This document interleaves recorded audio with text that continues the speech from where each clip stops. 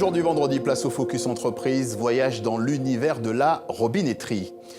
Bonjour à tous, voici Horus, spécialiste de la robinetterie pour salle de bain, pour les cuisines, 2500 références, une quinzaine de collections, un savoir-faire qui va de la conception au développement et qui veut surtout marier le contemporain au rétro. Chez Horus, l'essentiel du travail est manuel. Et ça, depuis 1980. Point de départ de l'aventure lancée en Alsace par feu Gilles Nortier avec la collection Julia.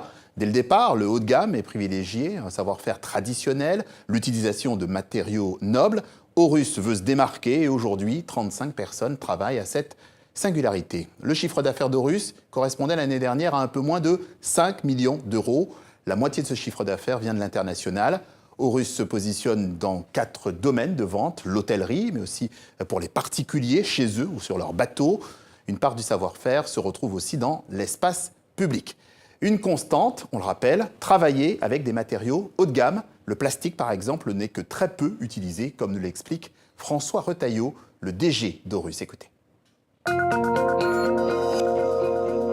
Des matières plastiques, il y en a lorsque l'on parle de joints, des produits techniques qui sont à l'intérieur des robinetteries. Mais l'intégralité de nos produits sont dans un alliage de cuivre et de zinc qu'on appelle le laiton, et avec des parties en céramique, en porcelaine. Le rétro a ses fans, ses amateurs, des gens qui apprécient les beaux objets, des particuliers souvent, qui d'ailleurs nous demandent parfois de rénover leur robinetterie plutôt que d'en acheter une neuve. Donc ça, c'est j'ai envie de dire, un socle incompressible. Pour le reste, le contemporain est la tendance dominante du marché, avec des formes droites, des angles saillants, ou de plus en plus maintenant des courbes inspirées des formes végétales. On a notre bureau d'études qui a 2 fonctions. Une fonction d'abord de dessin pour imaginer et créer des nouvelles collections, et aussi une fonction de développement technique avec un logiciel de conception assisté par ordinateur.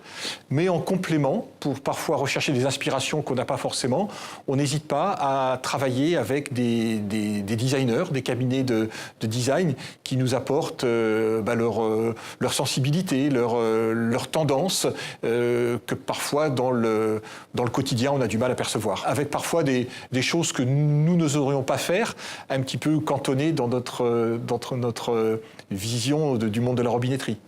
Et rappelons qu'Horus a été récemment labellisé entreprise du patrimoine vivant. Le robinettier n'est certes pas le plus gros acteur du marché, mais il cultive son originalité.